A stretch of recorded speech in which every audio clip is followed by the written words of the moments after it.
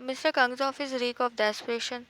His trembling hand struggled to hold the pen steady as file of unpaid debt lay scattered before him. He was once a respected businessman, now a bankrupt father with wolves at his door. Then the large wag door opened with a thud. Black polished shoes step in like the sound of death itself. I assume you know why I am here. His cold voice slides through the thick air, his dark eyes resting on Mr. Kang with terrifying calmness as his guards stood menacingly behind him. I do. He nodded weakly, trying to muster courage as sweat lined his temple. Jungkook walked towards the desk, taking slow, calculated steps. He placed a single sheet of paper in front of Kang, a check that could erase every ounce of debt. All this can be yours if I get what I want. His voice was icy but eerily calm, fingers tapping once on the desk. What? What do you want from me? His voice trembled as he looked up, eyes already swimming in dread. Jungkook leaned closer, his voice low and dangerous. Your daughter, Vian. Kang's eyes widened as his word crashed. His lips quivered, unable to form words, but Jungkook turned, walking away without waiting for a reply. You have 1 week, Mr. Kang. Don't disappoint me. His court flirted behind him as he exited, his guards following in perfect silence, leaving behind only dread. Inside the grand yet cold mansion of the Kang family, thunder rumbled in the distance, rattling the windows as if nature itself sensed the storm brewing within the house. The air was heavy with tension, the kind that clung to his skin like invisible chains. In the lavish living room, Anne sat quietly with her eyes lowered, her slender finger clenched in her lap. Her heart was already tangled in unease from earlier conversation with her father, but nothing could prepare her for what was about to unfold.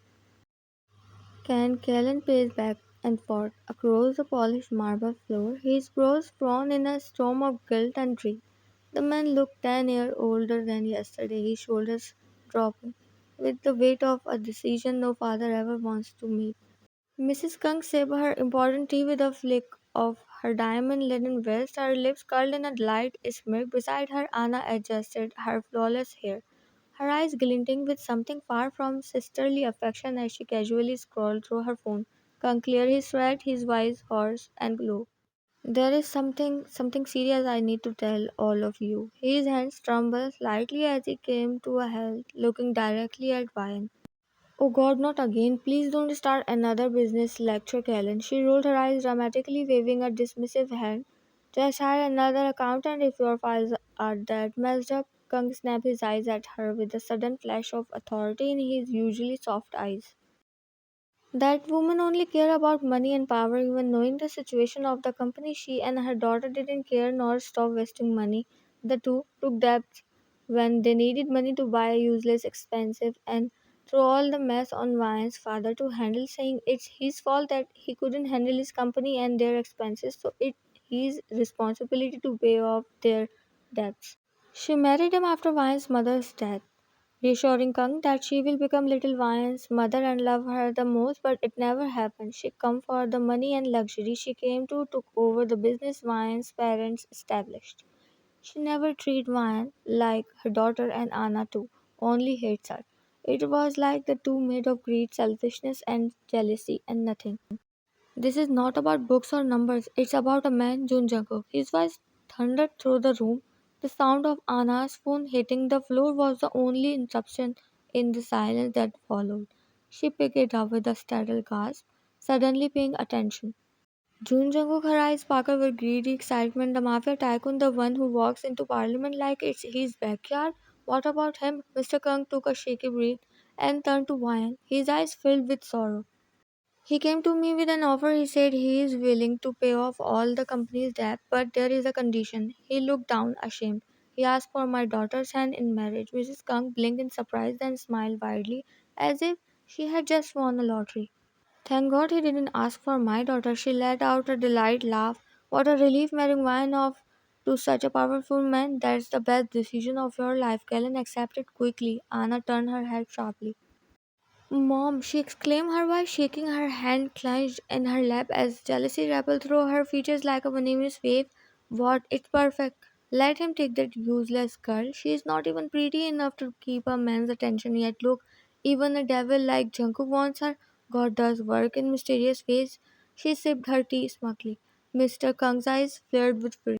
Enough, he roared, slamming his fist onto the glass table. The fragile silence shattered. Vine's finger twitched, but her face remained unreadable. Her expression wasn't fear, it was numbness, the kind that grew from years of silent survival.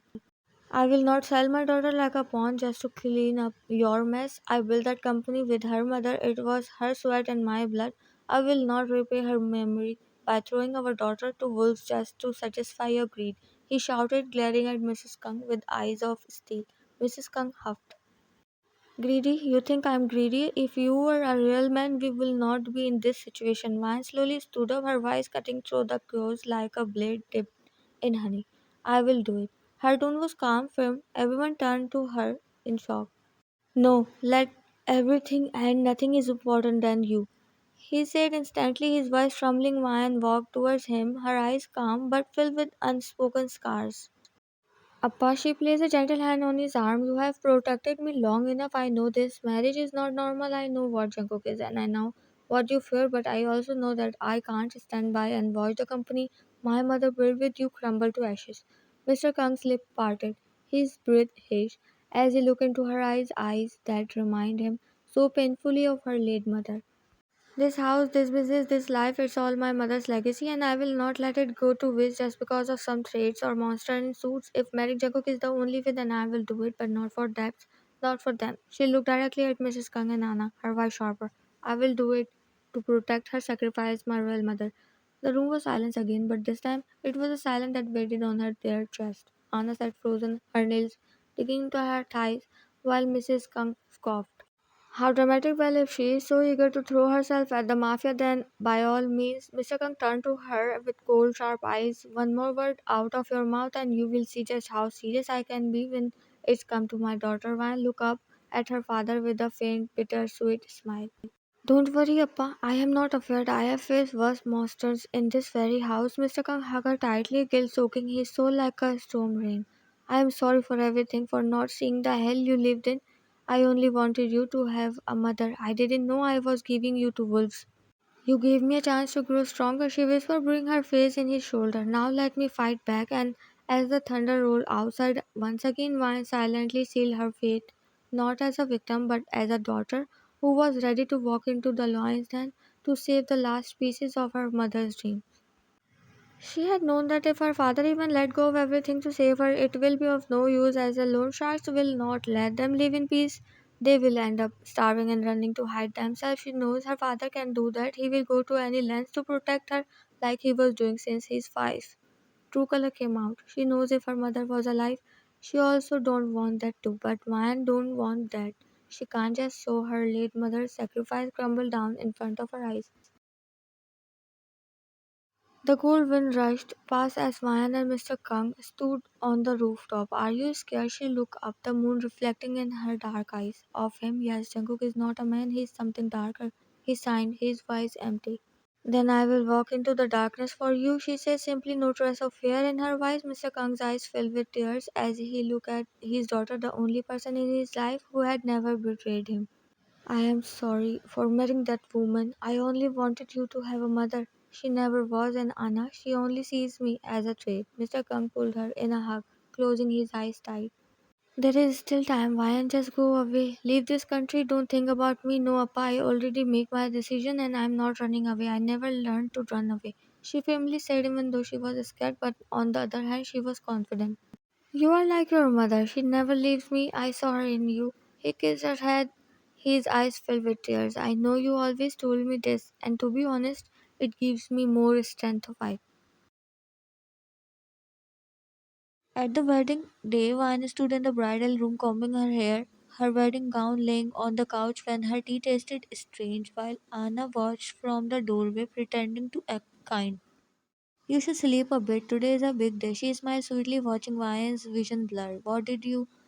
Her mind raced, but her body betrayed her. Just sleep, dear sister, she whispered darkly, catching her as she fell unconscious. Moments later, Anna stood before the mirror in Vine's wedding dress, while covering her face, lips curled into a weak smirk. The Mafia King will never know. The grand hall echoed with whispers. Jungkook stood before the altar, sharp in black, unreadable as Anna walked down the aisle while covering her. She smiled inside until she stood before him. Raise your veil, he said flatly, eyes not blinking. Why? We are about to now. He snapped, and with one motion he ripped the veil off. Jungkook's expression didn't change, but his eyes, they burned like fire. Where is she? Where is my bride? His voice was dangerous, calm in the way a bomb is calm before it explodes. Anna stumbled back while shaking. She is in the closet. I just wanted. Jungkook didn't wait. He turned, storming past the gasping guests, while Mr. Kung also followed him in panic. In bridal room, Vian's eyes fluttered open in the dark. Where am I? She mumbled, her body weak as she tried to adjust her body, and suddenly the door flung open and there he was, Jungkook. His face softened the moment he saw her. You are safe now, he whispered, lifting her into his arms with airy gentleness while Vian blinked confused, heart pounding as he sent and warmed and gloved her. The grand wedding hall stood silent, the chandeliers above bathed the crimson draped altar in golden light. Everyone sat frozen in confusion and tension. Just minutes ago, chaos erupted as Anna, the fake bride, had been dragged out in disgrace. Mrs. Kung's screams still echoed faintly in the corridors as Jungkook's men locked her and her daughter in the back wing of the stage.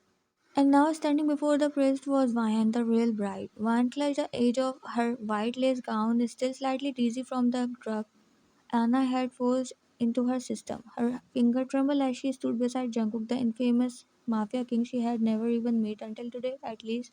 That's what she thought, while Mr. Kung looking at Vian with tears.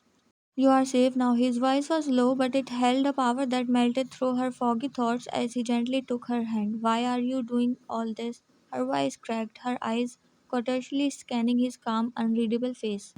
Jungkook didn't answer right away. He looked at her like she was something precious, something he had been protecting in silence for far too long. His jaw clenched softly as he raised her hand and brushed his thumb over the tiny mole on the back of it, near her pinky.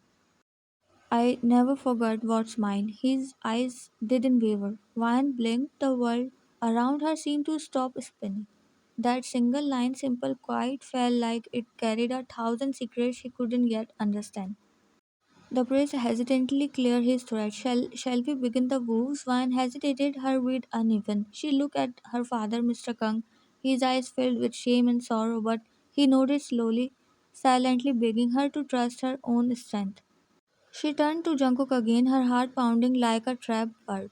He stood tall, one hand behind his back, the other extended towards her, and for some reason she placed her hand in his.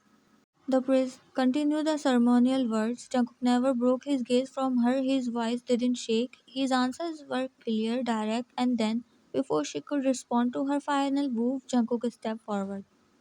Before she speaks, his voice echoed through the hall. Why's eyes widened.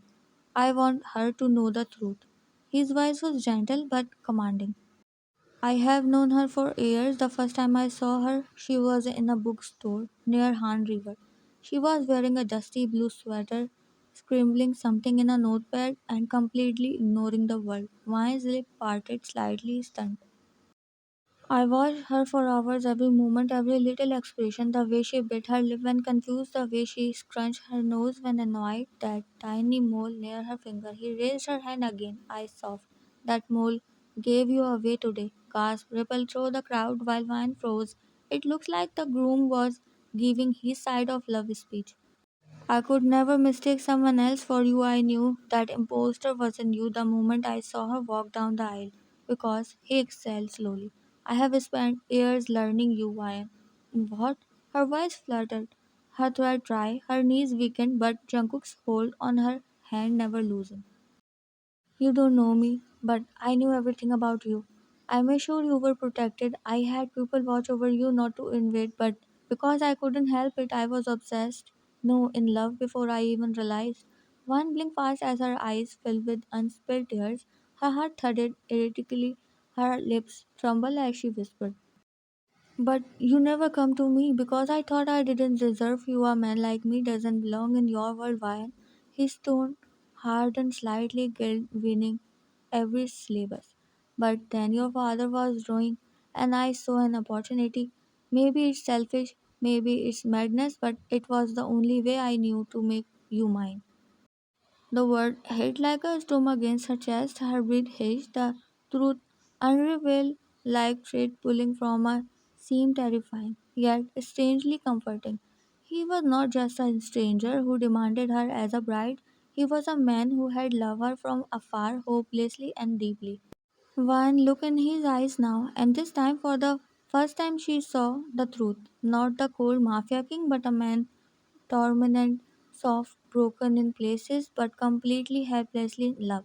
The priest cleared his throat again as if waiting. Vine swallowed thickly and finally whispered, I will try to believe you. She felt her cheeks burn as she continued, her voice shaking. But I have one condition. Jungkook's brows frowned slightly. Respect, peace, and never take away my freedom. Jungkook's eyes softened instantly. He stepped forward, his hand rising to cup her cheek, as if she might vanish if he didn't touch her. You have all of it, Ryan, and all of me, even the darkest parts, because you are the only light I have ever wanted to reach. Ryan's heart squeezed, her throat tightened. She couldn't speak even if she wanted to. You may now kiss the bride. The room waited in silence. Ryan's cheek turned crimson. She gently stepped forward closer and whispered near his ear. You can kiss my forehead, just that. Jungkook chuckled slowly, the first real smile of the day crossing his lips. He leaned down slowly, eyes flirting close, and kissed her forehead, soft, firm, lingering, and something in her melted. Maybe it was the way his hand trembled slightly, maybe the way his breath hitched just before the kiss, maybe the way her heart beat louder than ever before. But something changed. And for the first time in her life, she felt safe in someone's arms. Jungkook gently tugged a strand of hair behind her ear, eyes still locked with hers. You are mine now, Mrs. June, and I will spend every day providing why you will never regret it. Wan couldn't speak, she just blushed, eyes wide, lip trembling with a smile she didn't realize she was wearing. And deep in her heart, something whispered that maybe, just maybe, she didn't want to run anymore.